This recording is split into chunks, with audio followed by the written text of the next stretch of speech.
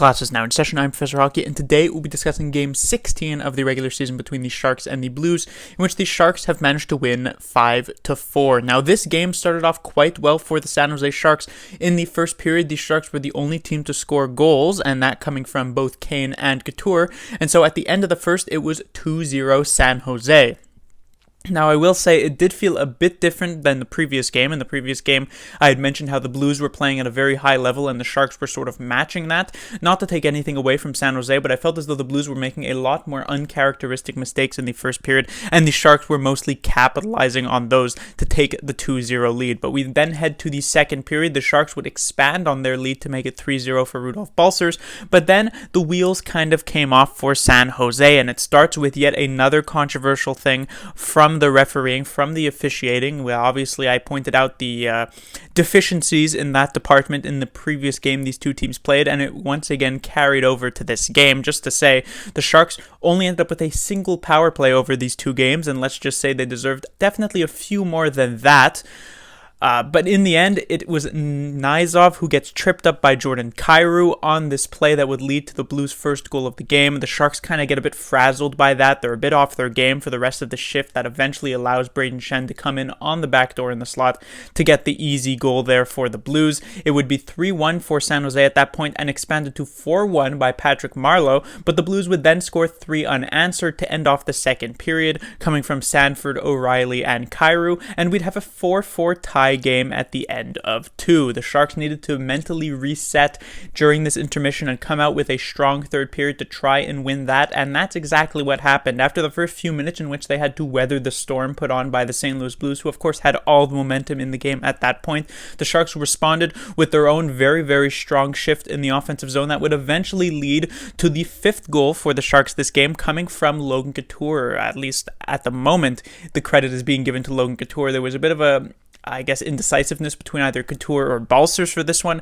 I believe, as of filming this, it is still Logan Couture, so his 9th of the year. And unlike in the previous game between these two teams, the Sharks managed to actually hold on to this lead, even with the Blues having the goalie pulled. And so they get their 3rd regulation win of the season to get the 2 points. So in this 2-game series against the Blues, the Sharks will emerge with 3 points, while the Blues only emerge with 2. So while the Sharks still have yet to actually sweep these 2-game series, they do finally get one where they actually ended up with more points than their opponent.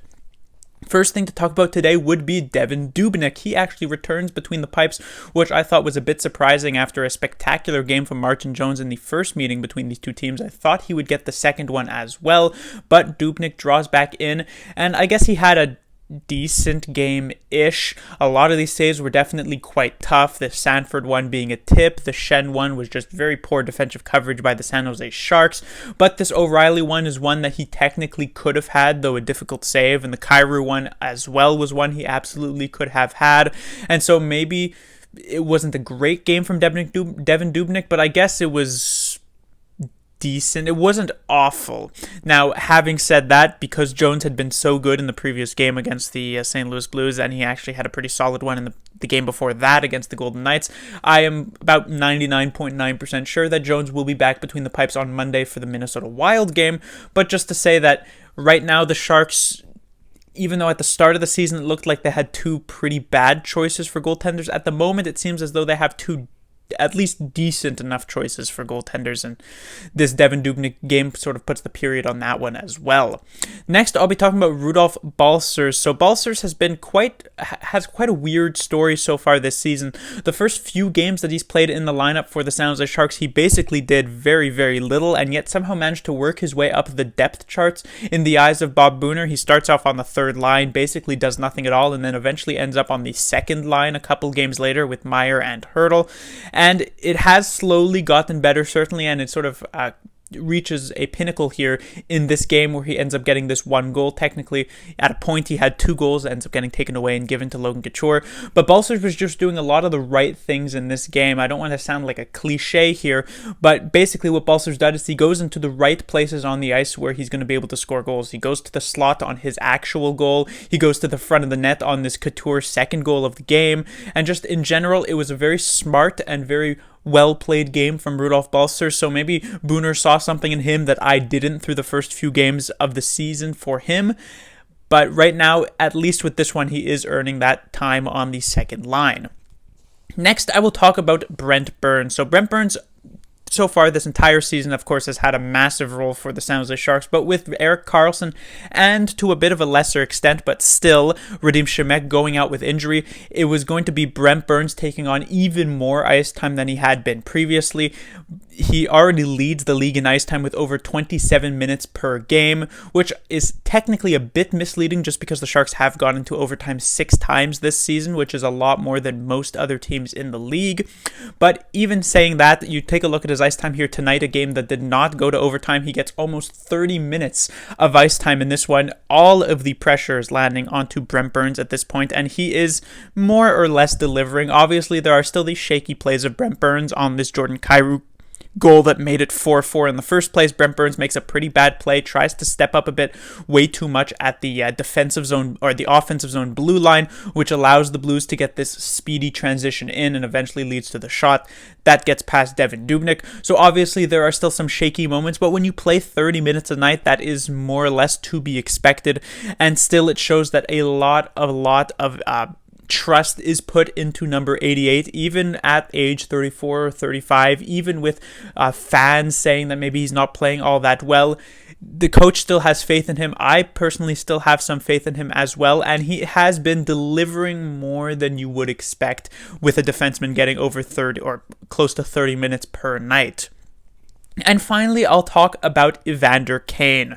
I've said this about many players on the Sharks, basically every player on the Sharks besides like Logan Couture, I guess. But Kane has had a very up and down season after a pretty controversial prior to even the season starting at all. There was some drama there. It was wondering how the season would start for Kane, but he comes out game 1, puts up 3 points, was looking pretty good, but then after that kind of just fell off, was maybe chipping in a point here or there, but not looking all that great. The thing is with Evander Kane is that he's a very much a coin flip kind of player. When you land tails with Evander Kane, you get him in the offensive zone, staying sort of away from the tough parts of the ice. He's staying along in the half walls up near the point. He's taking weak shots like grade C shots that basically have no chance of going in, and he's just not really doing much offensively. And in the defensive zone, he's sort of floating near the blue line. He's trying to just hope that the puck eventually comes to him and he can either clear this one out or maybe go for just a transition with another weak shot at the end of it.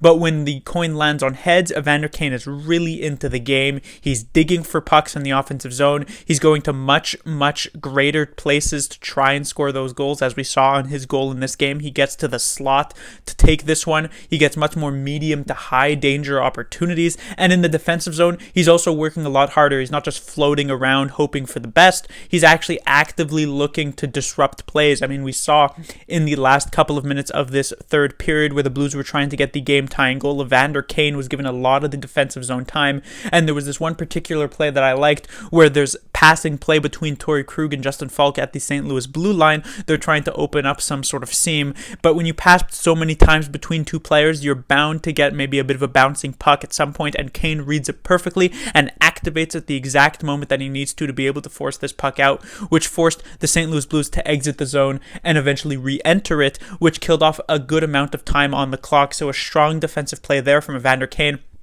And this was just, in general, a great game from Kane. He was one of the best player, if not the best player, for the San Jose Sharks on the ice here tonight. And hopefully that can sort of continue on into future games. But that will do it for this review. The Sharks will be back in action on Monday as they'll take on the Minnesota Wild, a game that is being rescheduled.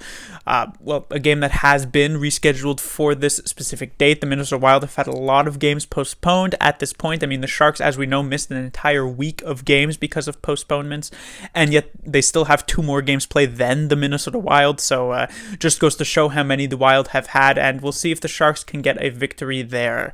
Class dismissed.